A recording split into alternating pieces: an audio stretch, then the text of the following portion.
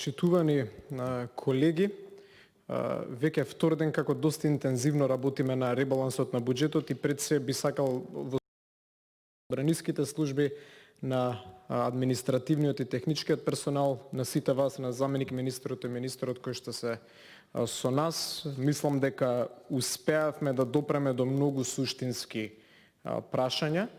Практично во текот на денешниот ден веројатно би го завршиле општиот претрес и мислам дека и самото тоа беше предмет на дилема. Што е значењето на општиот претрес? Значи, од утре веројатно би почнале со амандманска расправа каде што би влегле во деталите на ребалансот на буџетот. Тука се дава општи забелешки. Природно е кога зборуваме за ребалансот на буџетот да зборуваме и за општата економска состојба во државата, бидејќи тој по својата содржина и како влие врз развојот на економијата во тој период врз основа на кој што тој би се применувал. Дали овој ребаланс може да биде подобар? Може да биде подобар. Нашата пратеничка група конкретно го артикулираше тоа. Од утре, меѓу другото, почнуваме расправа по 177 конкретни амандмани кои што се предмет на детална анализа на содржината на буџетот. Веројатно има стручни луѓе во Министерство за финансии, не ја спорам нивната стручност, но има и стручни луѓе во пратеничката група на ВМРО-ДПМН од различни области кои што увидоа дека има многу работи кои што може да бидат подобрени во неговата содржина и јас се надавам на разбирање, отвореност на Министерство за финансии, не само на амандманите на пратеничката група на ВМРО-ДПМН, туку и на амандмани од другите пратенички групи. Не е наше да кажуваме што треба да работат другите пратеници, но ќе се согласам со еден заклучок на колегата Петрушевски, дека нема никаква опасност и пратениците од мнозинството да увидат некоја грешка, да коригираат нешто подобро за локалната средина во која што живеат, доколку е отворен системот, веројатно ќе покаже и отвореност кон пратениците од парламентарното мнозинство. Истовремено добро е што се тука представниците на Министерство за финансии, бидејќи за многу брз период очекуваме да ни дојде и буџетот за следната година. И од тука веќе тие ќе можат да видат кои се становиштата и на парламентарното малцинство по однос на круцијалните макроекономски индикатори, но и други аспекти кои што сметаме дека во кои што треба повеќе или помалку да се инвестира од страна на државата. Една работа која што мислам дека е многу битна да ја нагласиме и тука си дозволувам да си направам еден краток сублимат на денесната дискусија, дека ние како пратеници прво, за да стекнеме таа функција пратеник, не треба да исполнуваме никакви посебни услови од гледна точка на нашето образование. Квалитетен пратеник може да биде и тој со завршено средно образование, исто толку квалитетен колку и пратеник кој што има докторат по одредена област. Ние сме тука како пратеници во оваа зграда собранието да ги представиме мислењата на граѓаните и некогаш доколку зборуваме и малку на пониско ниво, веројатно ќе им помогнеме на граѓаните да разберат зошто го има тој пренос во живо. Зошто тие дискутираат зошто пред нив дискутираме за општата економска состојба.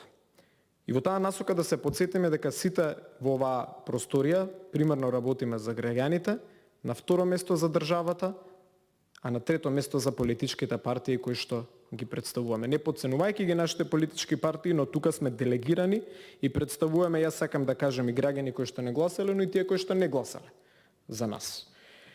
И од таа гледна точка, сериозноста во кој што ќе ги разгледате нашите амандмани е сериозноста во кој што ќе им обрнете внимание токму и на тие граѓани. Ке се согласам дека број еден проблем во нашата земја увидовме е сиромаштијата. И го извадив овој наслов денес од телевизијата Ал Сатем, кој што мислам никој не може да забележи за објективност или субјективност, вели тотален неуспех на мерката викенд без ДДВ. Тоа е наш заеднички неуспех. Ние сите заеднички го гласавме тој закон во собранието. Сите мислевме дека тоа е проект кој што може да донесе добар економски бенефит. Јас не мислам дека се лоши некои од проектите кои што ги предвидувате за санирање на економската криза. Но мислам дека треба многу повеќе од тоа што се нуди. И сега ќе ви дадам и неколку конкретни предлози кои што би сакал да ги земете во предвид и за ребалансот на буџетот, Но доколку не успееме за ребалансот на буџетот и во процесот на подготовка на новиот буџет за следната година. Зголемување на буџетот на здравството требаше да биде поголем приоритет. Значи, воедно требаше веројатно во побрз период и да инвестираме во посериозни капитални проекти во здравството, кои што ќе обезбедаа подолгорочна и трајна стабилност. Требаше да размислиме за многу поголеми награди за здравствените работници. Бонуси, исклучување на данок од доход или било какви други политики кои што можеби ќе ни помогнат да ги задржиме најдобрите лекари во јавното здравство, наместо да гледаме сега да не се случи избегање на најдобрите инфектолози и епидемиолози од јавното здравство во приватното здравство, заради тоа што се очекува криза да трае подолго. Требаше да обезбедиме подобри услови во образованието. Уште на стартот на оваа криза, посебно тие што работиме во дејноста образование, свативме дека ова е еден многу подолгорочен предизвик кој што ќе го имаме.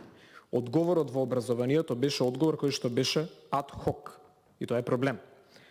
Компјутери за наставен кадар, за деца од ранливи категории, поврзаноста со квалитетна и брза интернет инфраструктура. Требаше да се размисли за јасни протоколи за работа на сите сектори. Истовремено, мислам дека ни е потребна и многу посериозна дистинкција на помошта која што даваме за сектори кои се затворени со одлука на владата. За нив покривањето на фиксните трошоци за да преживеат кризата во поголем износ од тој што се нуди сега, и јас дури мислам, и тоа ќе имаме можност да го дискутираме утре, има и сектори кои што и не се покриени. Зголемување на помошта при невработеноста е потребно да биде во поголем износ. Тоа е еден автоматски стабилизатор на фискалната политика. Потребна е дигитализација на сите јавни давачки, значи структурна промена за полесно и потранспарентно плаќање на давачките. Веројатно ни е потребна и интензивна обука за дигитализација и инвестирање од таа гледна точка. Потребни се дополнителни таргетирани субвенции. Јас би рекол посебно во делот на областа на заштитата на животната средина, тоа многу често го напоменувам, ова е битка која што ќе биде подолга, а корелацијата помеѓу загадувањето и импликациите од COVID-19 се веќе научно докажани. И вашата најголема слабост како влада, бидејќи ја сметам оваа за старонова влада, истото владеачко мнозинство и претходните 3 години владееше, беше застојот во капиталните инвестиции. Туку имате сериозна слабост, треба да увидите каде грешите и да направите нешто повеќе што е во интерес на сите наши граѓани. Дополнително би сакал да ви истакнам дека ви е потребен и поголем инпут на сите засегнати страни. И тоа ви е една слабост во креирањето на овој ребаланс. Видов и позитивни критики, но и многу негативни критики од стопанските комори. Но истовремено денес бев контактиран од страна на една синдикална организација, бидејќи ние како пратеници, токму една од причините зашто доаѓа во оваа зграда овој предлог закон е тоа што ние сме тие кои што се директни представници на граѓаните. На 6.2.2020 година владата и синдикатот УПОС вклучиле грански колективен договор. Со овој колективен договор се опфатени 25.000 вработени од институции. Во членот 21 од колективниот договор е предвидено дека вработениот има право на регрес за годишен одмор во висина од најмалку 9.000 денари нето. Дополнително самиот колективен договор определува обврски на државата поврзани со дневници, трошоци за превоз, трошоци за ноќевање. Според мислењето на овој синдикат, кој што како пратеник ви го пренесувам, во предлог ребалансот на буџетот не се предвидени ставки за исплата на регресот за годишен одмор, ниту за исплата на трошоците за дневници. Јас тука не навлегувам во целисходноста на тоа, но сакам еден правен аспект тука да ви укажам. Значи, доколку овие ставки не се предвидени во ребалансот, а особено за регресот од годишен одмор, се работи за право кој што е утврден во колективен договор, и потенцијално државата може да се соочи со 25.000 тужби. Што значи дека би дошле до некоја форма на непоправлива штета за буџетот. Ова не е мој личен став, ви пренесувам став од релевантен синдикат во нашата земја кој што има склучен колективен договор. Ви дадов одредени долгорочни забелешки. Од утрешниот ден почнуваме дебата за амандмани. Искрено посакувам да видам сценарио во кое што ќе и дел од амандманите на опозицијата ќе бидат прифатени. Пред се бидејќи истите се целисходни, истите се во интерес на граѓаните кои што ние ги представуваме и застапуваме, а од тука и на сите граѓани на оваа држава.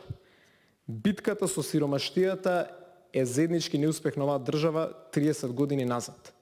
Колку наши граѓани живеат во сиромаштија е срам за сите нас. И треба да направиме многу повеќе за тоа да се поправи. Повеќе ќе направиме ако успееме заеднички да превзееме чекори. И од тука мислам дека дебатата денешна беше коректна, но таа коректност ќе се потврди на дело доколку бидеме во ситуација каде што амандманите на опозицијата ќе бидат прифатени. Ви благодарам.